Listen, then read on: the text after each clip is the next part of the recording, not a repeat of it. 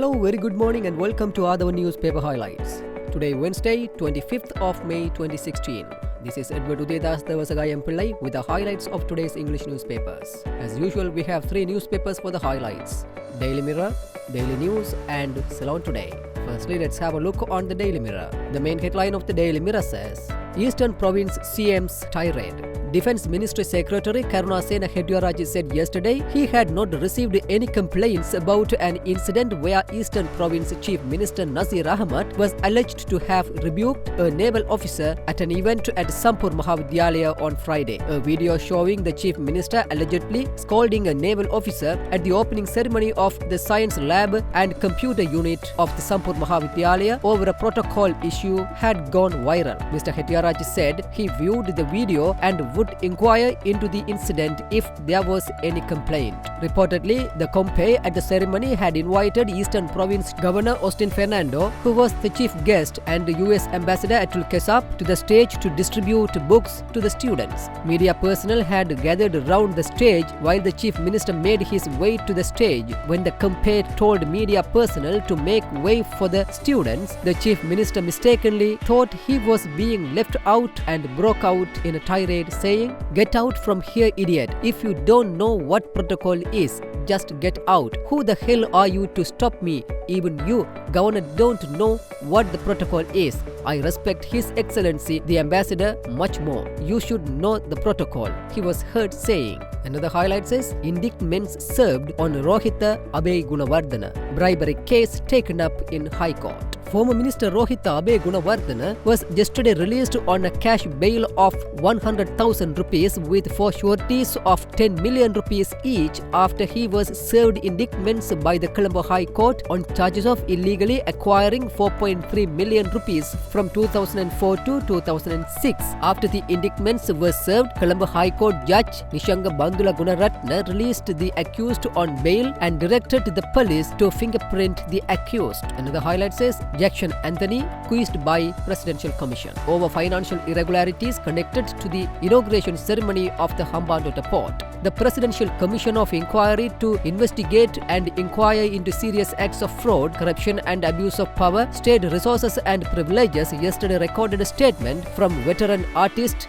Jackson Anthony over financial irregularities connected to the inauguration ceremony of the Hambantota port in 2010. A Presidential Commission spokesman said 20 million rupees had been paid to Creative Helanga Private Limited for organizing the Karadiyavara Mangalaya at the Hambantota port. Mr. Anthony had claimed that he had received only 2 million rupees while the balance of 18 million rupees was spent on decorations for the augmentation ceremony. Secondly, let's move to Daily News.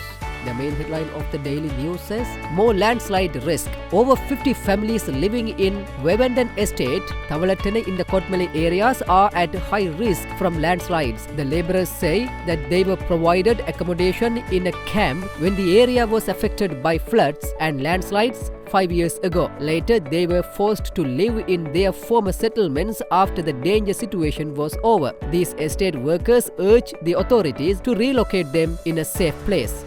Uproar over Palpita appointment. Government under fire to revoke decision. Civil society activists are up in arms against the appointment of former Telecommunications Regulatory Commission of Sri Lanka Director General Anusha Palpita as an additional secretary of the Home Affairs Ministry when he is facing charges of allegedly misappropriating over 600 million rupees for the distribution of Sil Reddy on the eve of the last presidential election. Another highlight says, no epidemic reported from flood-hit areas. Around 20 patients with diarrhea were reported from certain places in the flood-affected areas, but it was controlled immediately. No major epidemic situation was reported from the country so far. No person has died due to any illness caused due to floods or lack of medical attention, Health Services Director General Dr. Jayasundara Bandara said.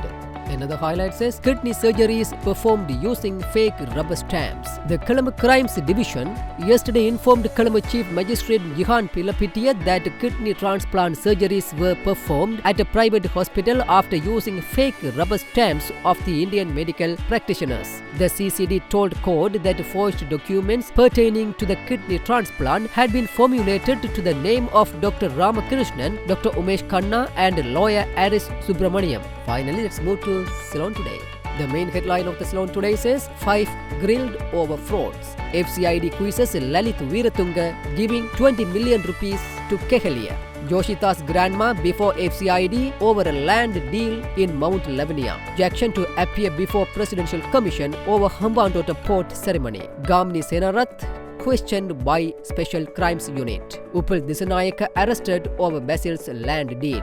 Secretary to the former President Lalit Veeratunga was summoned to the FCID yesterday to be interrogated about a sum of 20 million rupees released through the Presidential Secretariat to former Minister Kehelia Rambukwala for expenses for surgery in Australia in 2012. Continuing investigations into the alleged ownership of a luxurious house and property in Mount Lavinia, the FCID yesterday summoned the maternal grandmother of Yoshitha Rajapaksa concerning a case in which she is alleged to have owned 14 properties elsewhere. Actor Jackson Anthony was summoned to the Special Presidential Commission of Inquiry to investigate and inquire into serious acts of fraud, abuse and corruption yesterday to obtain a statement from him regarding a payment of 18.2 million rupees made to him as costs of a peacock dance performed at the Hambantota water filling ceremony.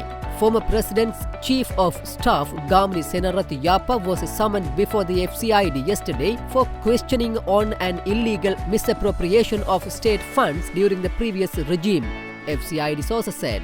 Upul Disanayaka, Vice President of the Rajapaksa Foundation, was yesterday taken into custody by the FCID related to an illegal land transaction in Oruthota, where former Minister Basil Rajapaksa had his residence. FCID sources told this paper that Disanayaka was arrested following an allegation to the effect that he had released a sum of 10 million rupees for the said land transaction by the DA Rajapaksa Foundation. With that, let's come to an end of today's paper highlights. We will come with more news tomorrow morning. Thanks for listening to Athavan Newspaper.